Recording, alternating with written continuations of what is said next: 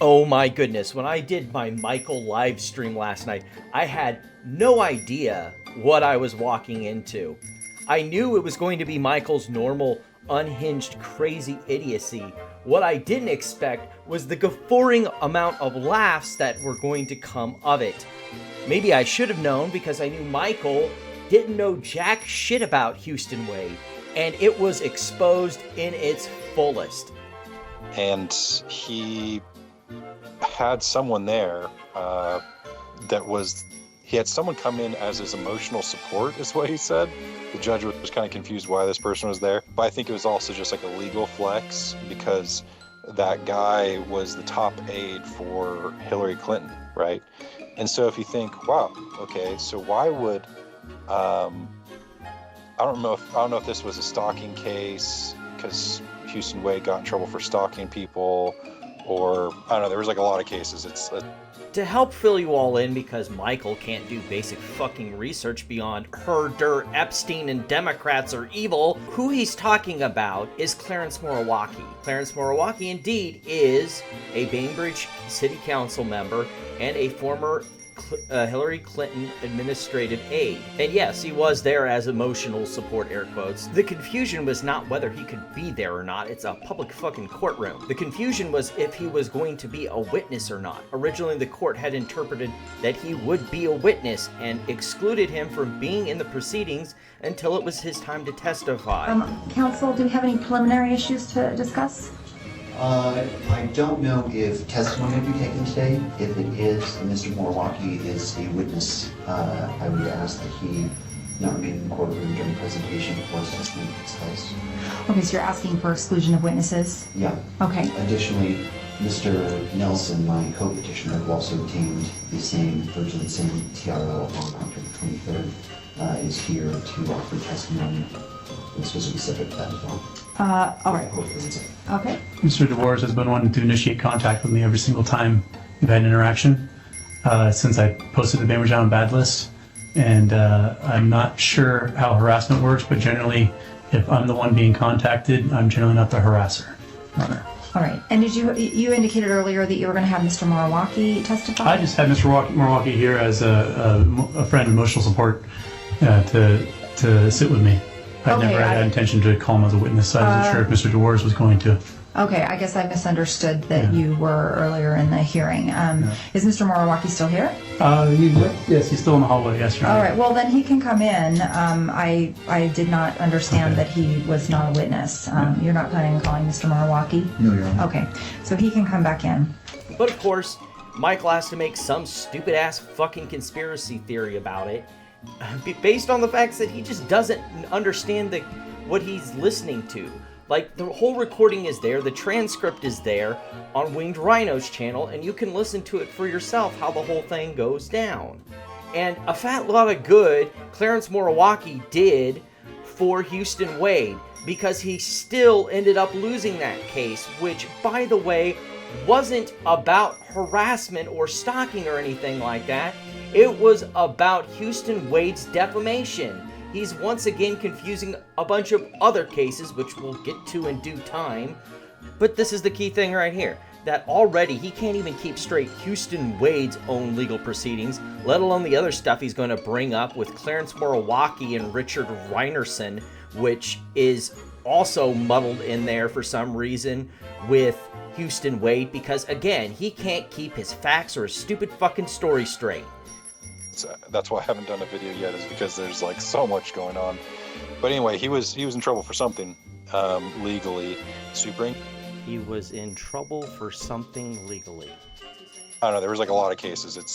That's why I haven't done a video yet, is because there's like so much going on. But anyway, he was in trouble for something legally.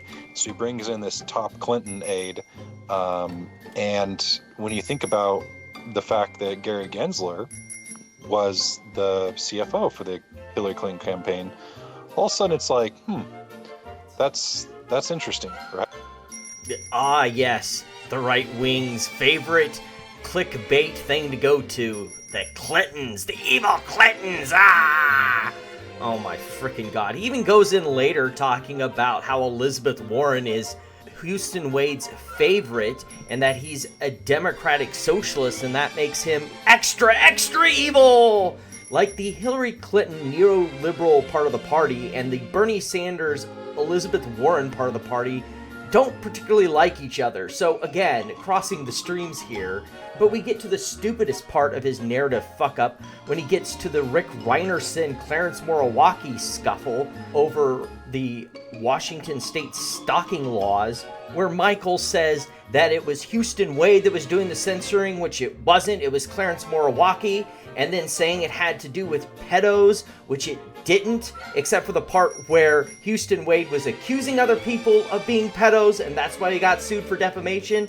It's just the level of incompetence in Michael's attempts at research would be funny if he wasn't accusing people of some stupid-ass make-believe child pedo ring.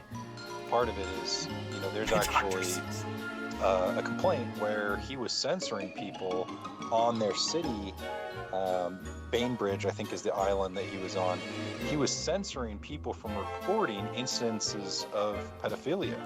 No, oh my God, no! That is a complete lie. That's a complete fucking lie. How'd you acquire a stalker? Asked Scott. I used to be one of the admins for a community page for Bainbridge Island on Facebook. And this dude showed up and started posting all these weird videos about one of the most cherished community volunteers we have on the island, who got the Japanese internment memorial built and does programs for kids about the Japanese internment.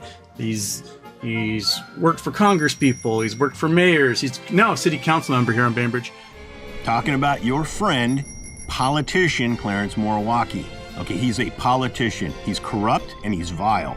And this whole thing with Clarence Morawaki started because I posted opinions on Facebook publicly suggesting that he shouldn't be representing the memorial because he was misusing it. He was being dishonest. And he was not actually concerned with the mission of the memorial, which is let it not happen again.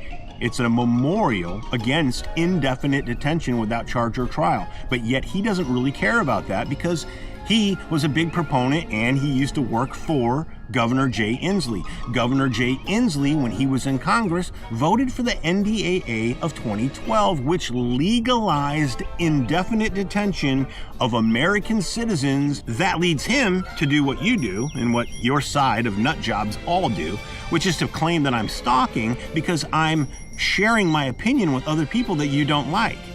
And so then he got the government involved, the corrupt government there, and they tried to, hem me up, made me turn in my firearms because I was saying things on Facebook that were truthful, that were not profane, that were not defamatory, made me turn in my weapons because I was sharing opinions that this politician didn't like. He engages the government. Well, I beat him in court, and then I sued the state of Washington, and I was supported by the ACLU of Washington.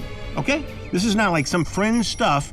The fact of the matter is you and Clarence Morawaki were wrong. And that's why you lost in state and federal court when I got that law knocked down for violating the First Amendment. Man, it's going to be really fun watching Michael try and craft his pedo narrative around that one. Ryan's going to be the real curveball in that one. Someone with a principled belief in people's individual rights and freedoms in the First Amendment and being supported by the evil Democrats and their evil ACLU. Gonna have a real hard time fitting that square peg into the round hole. But then again, if we know anything about Michael, we know where the real pedos are hiding.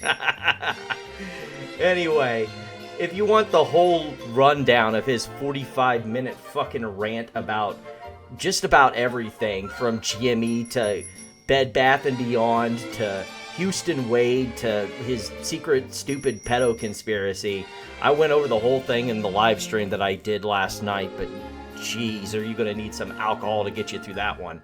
Till next time, Noisy Corax signing out. Like, his mom went to randomly live in the Virgin Islands to work at a restaurant in the 1970s.